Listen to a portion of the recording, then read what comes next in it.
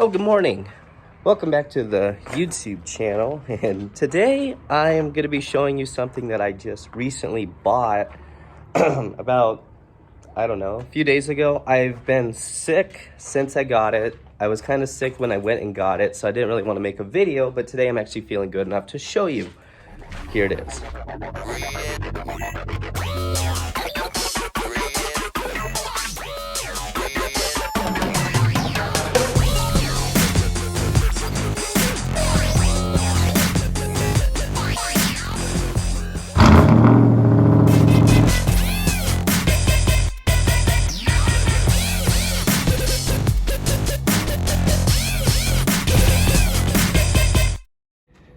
This is a 2009 Crown Victoria P71. Awesome car. I gotta say it right now, this thing is just amazing. It's been painted. Obviously, this was not a factory Ford color, although it is close to one of them. It was indeed a cop car from Virginia.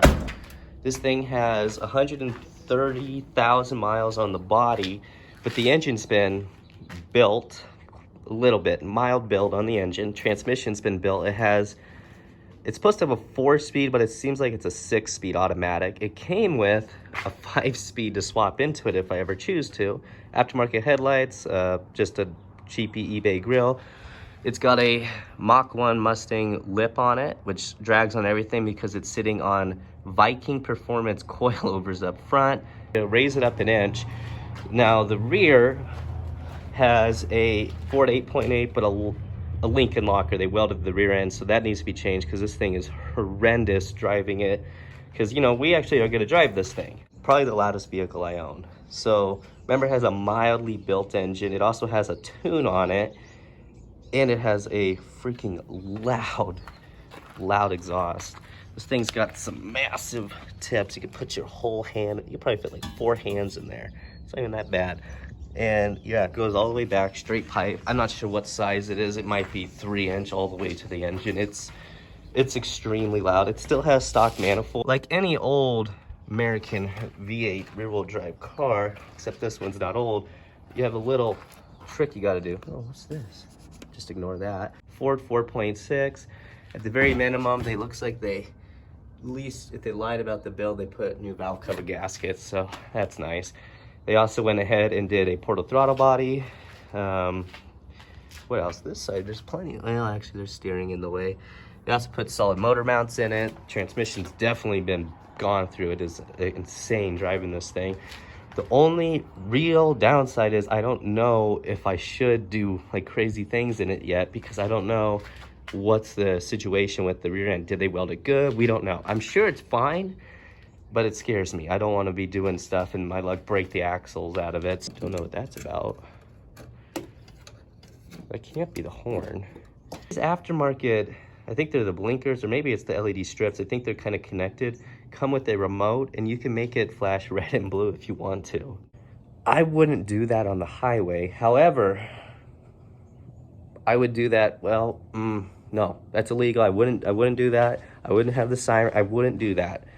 I wouldn't do that. I am a responsible adult. We are going to go to the junkyard. We're going to find a Ford 8.8 limited slip, third member or differential, take that and put it in this car. So I don't know. I'm pretty sure this has 31 spline axles, not 28, but I'm going to pull it out just to double check because I don't want to be going back and forth to the junkyard today because it is freaking cold right now. I don't even know what it is. Oh, apparently it's only 40, but that thing is, I found out wrong as it can possibly be. Okay, so we're going to have like a little competition of the cold starts because we got Ford, Dodge, and a Chevy that are going to be started up. Both sound pretty dang good. So you guys can tell me which one of these you like best. The Hemi, the 4.6, or the 5.7. So we got a small block Chevy, a 4.6, and a 5.7 Hemi. Where is the tripod? There it is. Let's start with the Ram.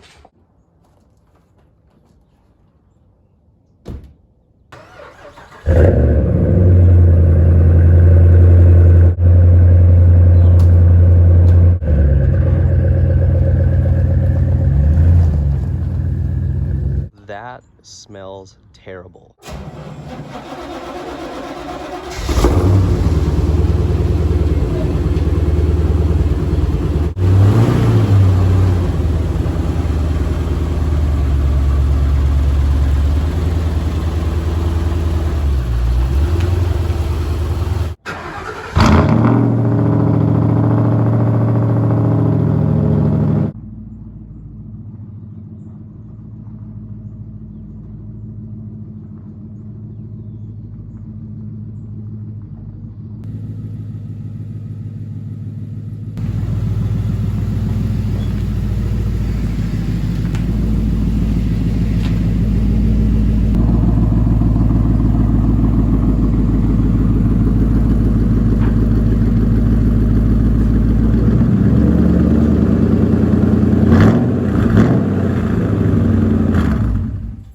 Well, we've run into a little bit of a snag here. So the trunk is so big that you could have Thanksgiving dinner on it with your whole family. So when you try to get the jack under there, the handle doesn't go out enough, and then the leverage isn't there, and it ain't able to lift up the jack. So we're kind of in a pickle. So we got to go in from the front, which makes more sense, this way, jack up on right by the tire, and then lift this side up, put a jack stand, go on the other side, lift it up, put a jack stand, because we cannot get right on the center of the axle and lift it all up evenly. It's a mess. So let's go ahead and try that now. There we go. Okay. Oh, there's plastic there. That's great. Okay. I don't think I'll have to take the sway bar off. It looks like we're okay there. At least while the suspension's hanging. Axle's got some crusty rusty on it, but other than that, pretty good under here. In the air, off the ground, back tires are up, and it's in park, so, oh wait, it shouldn't do that. Oh, there it goes. Oh, that's right, it's gonna move a little bit. I was like, what the heck? Never parked it on a hill yet, there's no parking gear. So far what we're gonna be doing right now is taking the tires off, which I should have broke them loose. Well, now I don't have to worry. I'll just do it right against the parking gear. You don't want to break them loose before you jack it up. But in all honesty, yeah, break them loose before you jack it up. You didn't hear that from me. Okay, update already. So those have special lug nuts that are not lug nuts. They're like a keyed one. So, I have a special tool that would take them off, but they would not be What the heck was that? It's like a crazy bird up there. Quiet! We're trying to make a video here. Let's go ahead and start looking. In order to get those off, you need the key, which I have now, I just found out, but I do have these. These are mainly at like tire shops, you see these, but what they are special sockets. Here, I'll grab one out. I'll grab the big one so we can really see what's going on here. I've only had to use these like once. So this is a brand made by Craftsman. Now if you look and you see those teeth, what you're supposed to do is set this on the bolt or lug nut, beat it with the hammer, and that'll kind of slide on, and then you could you could stick a, what is that, a 1/2 inch socket in there, or extension on a wrench, and just break free the lug nut or bolt that's stripped or has a key on it. And this does these sizes right here, and then I have the other two right there. I think this is the one I use based off of how it looks all marred up. And yeah, these are really good tools to have when you're in a pinch. But of course, I already have the key, which looks like this. So this key has the little teeth already in it, and this slides on. You just put your whatever crowbar or whatever you're using, not crowbar, but breaker bar on it, and you can break free the, lug nuts. It's only 5, luckily, not 20 like I'm used to. So we're gonna go ahead and take these off, and then take the calipers off, which look pretty easy. And then hopefully all we have to do is take some C-clips out of the axle, and the axle should slide out. We can unbolt the diff, and we'll be good to go. I was doing the lift kit on the Expedition, and somebody way over torqued the lug nuts. And that's happened to me before, but I got them off. But after that, I was like, never again. I'm never gonna have anyone torque my own lug nuts. I'll do it myself. And tire shops actually don't mind. Like, yeah, if you want to do it yourself, I'm like, I will. Usually I'll take these off, put them in my truck, and get the tires put on and put them on myself. I don't like them doing it, because sometimes they just like go all the way out. So I don't know what these are gonna tell us. Hopefully they're not stupid tight. Brought the impact with the chrome socket, you know how I like to roll. I actually should be using this socket. This is designed for impact guns. So let me see what we got. Like ideally, yeah, you're supposed to break these free when they're on the ground, but uh-oh. Oh my God, no way. Wow, that's so that one was just, well, I can't really tell if it was well, it was not very tight. Okay, that's not hand tight. No, okay. Maybe it was just that one. No.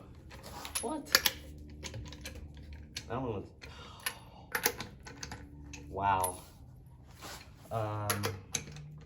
Wow. That could have been really bad on the highway. Ooh. Well, I've been hearing some squeaking. I think I found it. Where'd all this rubber come from? I tell you, I only did a little burnout, nothing crazy. It looks like heaven out there right now because it's so bright with the sun and the smoke in the air. I'm not sure what's smoking. Not a 1/2 inch, not a 7/16, not a 3/8, 10 mil. Dang it. I should have known it was 10 mil. It's always 10 mil, right? Yep, sure enough, 10 mil. I brought 11 for extra leverage. You can put this end, your closed end on the wrench, on the bolt, and then you take your other closed end and you put it in the wrench, and you actually can wedge it in there and have a longer wrench for more leverage. Because they don't have these long 10 mils and everything.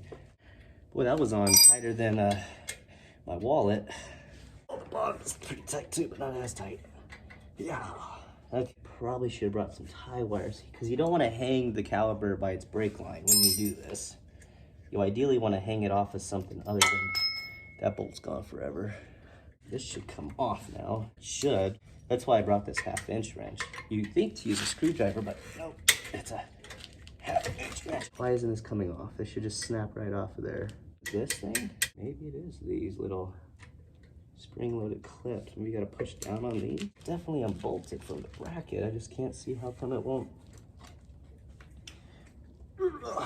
Fast forward about 30 minutes or so.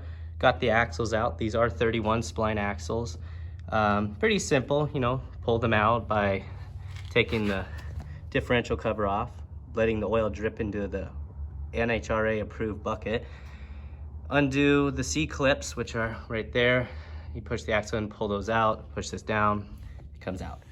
And then before I actually got the rear differential out, I found out the welds that they were using were breaking, and they were not the greatest. There's chunks everywhere in this axle. I was kind of freaked out, wondering what was the condition of it, and luckily they had a magnet on the bottom there. So this is your ring, which goes on the differential, and the pinion's still in the axle, which hooks to your driveline. There's no big chunks or chips in it. It's actually perfect, no damage at all. In order to get it out, I had to jack up the vehicle and let the suspension hang down, so that way the sway bar wasn't in the way. These are spider gears. Generally, you weld all the way across here and fill this in to make a Lincoln locker. They did just 2 little welds, too many welds, I guess. I don't know how to word it. You know what I'm saying. So they didn't quite get this in. They actually all are broken, but it starts to do a limited slip, and then they lock in. So this weld broke here, and up there's a few welds that broke. I wonder if I could actually center that for you so you can see it. Oh no, she's locked in there. And yeah, this side, same deal. Welds are all breaking. This thing is shot. I could almost rebuild it with some of the parts from the F-150, but we're just gonna leave it like this, and we're just gonna get a new one from the junkyard. It's already, we should have the good shims already on it and spaced out enough for this. They say you don't really have to worry about it. I'm really hoping we don't. If we go to the junkyard and I find some other shims, like I used to have a bunch from the F-150. These are the clutches. I don't have any shims. But either way, we'll get us a new one. Back from the junkyard. So we got a new actual limited slip working like it's supposed to. It was a 373 gear, but we can't take the pinion out, and we don't want to deal with a whole lot of shimming and adjusting it, so we are reusing our old ring. This was a little tricky getting on here, but if you put the differential itself in like a freezer, heat the ring with a torch, it'll actually just slide right on. That little bit of temperature difference makes it where it slides on, and then as it kind of evens out, it kind of press fits on there. So we're gonna go ahead and Loctite these down, torque them down, and then we're gonna throw it in the Crown Vic. All done. This was quite a mess to clean up. I've got a bunch of it cleaned up. The Crown Vic's out, Corvette's back in here. I did get the suspension raised up. That was quite a hassle because the coilovers on there, the driver's side, the little adjusters were kind of fused together with that aluminum.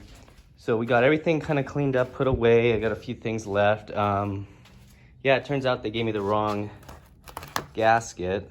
That was fun. I ended up scraping all the RGB off this, put that on the, good thing I had a little tube of it, but use that as our gasket instead of using the gasket. But all in all, the car is put together. It runs, it drives, it stops, it turns now really well. So we actually have a good, reliable, heavily modified Crown Vic, we'll say. Hopefully we'll be working more on either the Corvette or the Crown Vic, or maybe you'll be seeing me buy something else to replace the Corvette. Stay tuned. If you have any ideas of what I should buy, I'm thinking a C10 pickup with either a big block in it or just a small block, and putting some crazy stuff to it to make it a little bit peppier, and then maybe even supercharge it. I don't know. Let me know what you guys think. But if you did enjoy it, give it a big thumbs up. Please subscribe, and I'll see you in the next one.